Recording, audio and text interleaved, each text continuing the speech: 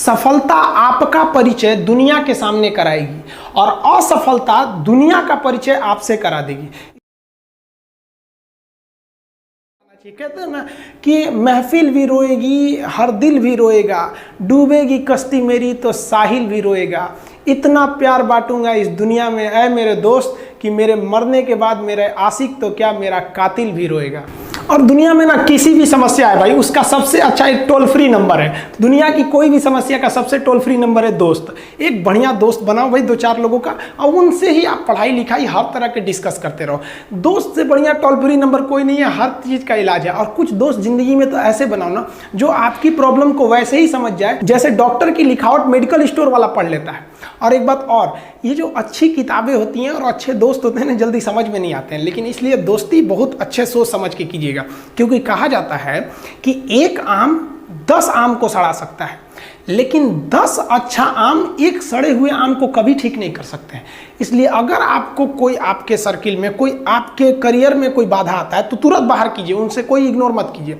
जिंदगी जो है ना वो एक एग्जाम की तरह है, और इस एग्जाम में ना ज़्यादातर लोग फेल हो जा रहे हैं। क्यों फेल हो रहे हैं? क्योंकि वो एक दूसरे का नकल कर रहे हैं और उनको पता ही नहीं है कि सबका क्वेश्चन पेपर अलग है, इसीलिए फेल हो रहे हैं। तो जिंदगी में सबकी समस्याएं अलग होती हैं। आप दूसरे की समस्या से केवल साहस ले सकते हैं, उसका तरीका नहीं अपना सकते। हिम्मत बनाए रखिए कि नहीं, हमें भी इस सफलता को पाना है। और ये जिंदगी जो है ना एक अजीब सी रेस है यार, समझ में नहीं आता है। अगर तेज भागिएगा तो आपके अपने पीछे छूट जाएंगे, और धीमे दौड़िएगा तो आपके अपने ही आपको पीछे छोड़ के चले जाएंगे।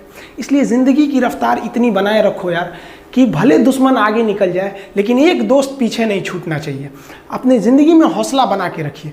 पतंग को पता होता है कि उसका अंत एक कचड़े में जाकर होगा, लेकिन उससे पहले उसे आसमान छूकर दिखाना होता है। पहाड़ों को चीरते हुए जब नदी निकलती है ना तो कभी नहीं पूछती है कि समुंदर अभी कितना दूर है, और नदी में गिरने से तो कभी किसी की मौत नहीं होती है। मरता तो वही है जिसे तैरना नहीं आता है।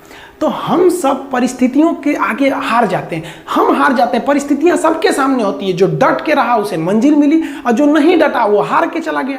जब हमारे पास परिस्थितियां आती हैं, हम घिर जाते हैं चारों ओर से, तो हम परिस्थितियों को दोष देने लगते हैं, न कि उस परिस्थितियों से निकलते हैं। कोई मस्जिद जाता है, कोई मंदिर जाता है, कभी सोचा है भगवान को कितना बुरा लगता होगा? सोचते होंगे कि बंदा केवल हमसे मांगने ही आता है। यार कभी मिलने भी आया करो। हमको तो लगता है किसी दिन भगवान निकल के बोलेंगे कि यार केवल तुम लोग हमसे मांगने ही आते हो, कभी मिलने भी आया करो। तो भगवान से या अल्लाह से सबसे एक दुआ मांगिए कि आप हमको मुसीबत देना है, आप दीजिए। आप जिस तरह से हमें खुशी देते हैं उसी तरह से हम आपके दिए गए दुखों को भी अपनाएंगे, लेकिन हाँ, उस दुख से लड़ने की हिम्मत भी जरूर दीजिएगा। और सबको अपने अपने कर्मों का पता होता है, यूं ही गंगा किनारे इतनी भीड़ नहीं लगी रहती।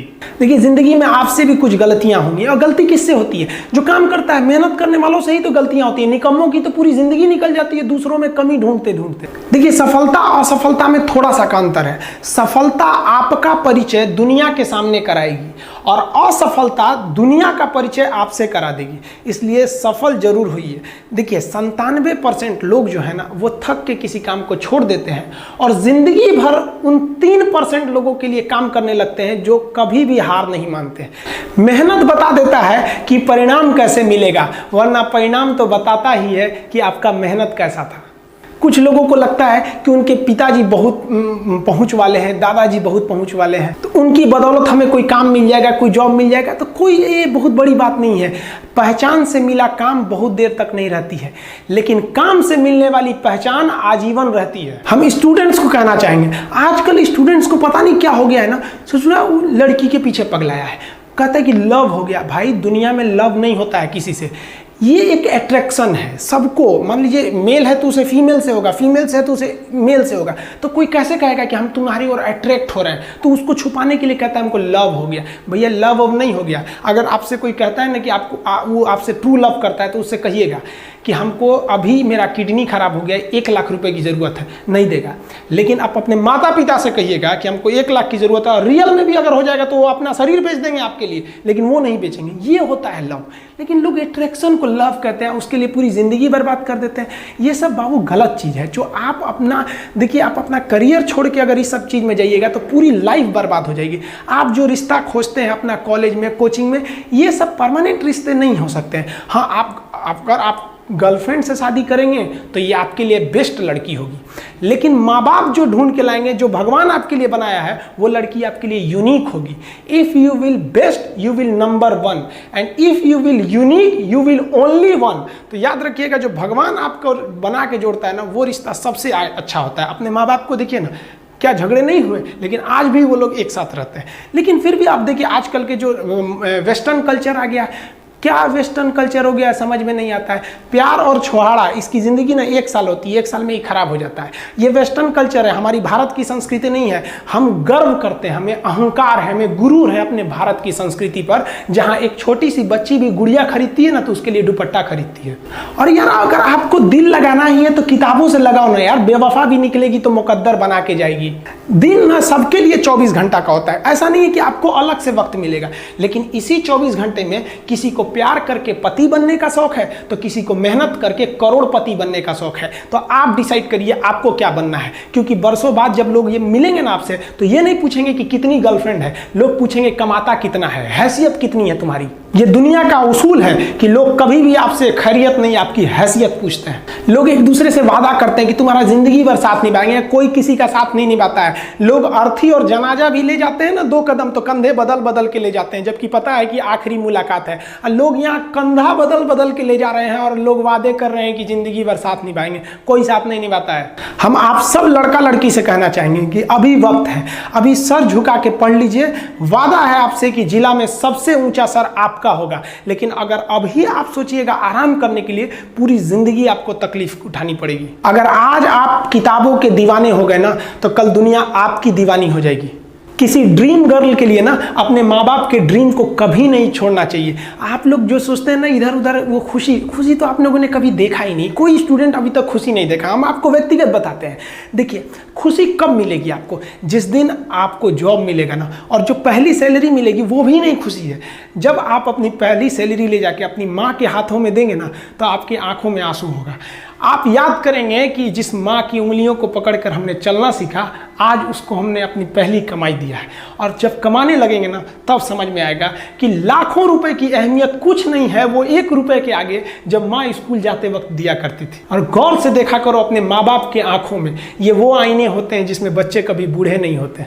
देखिए, जीवन में ना अपने अंदर से अहंकार बिल्कुल निकाल दीजिएगा। अहंकार बहुत ही खराब चीज है। कहते हैं कि अहंकार में इंसान को इंसान नहीं दिखता, छत पे चढ़ जाओ तो खुद का मकान नहीं दिखता।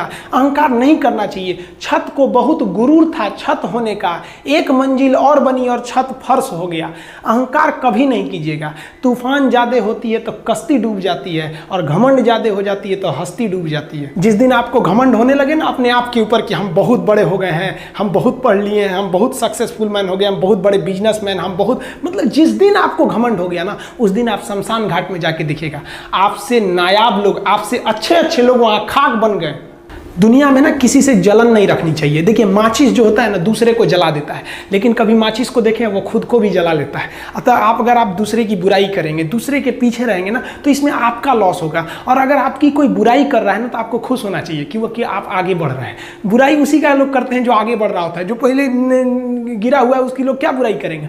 और जब भी आपकी कोई बुराई करे तो आप उसे सहज स्वीकार करें, और आप उसे प्रूव मत कीजिए कि हम ये नहीं हैं।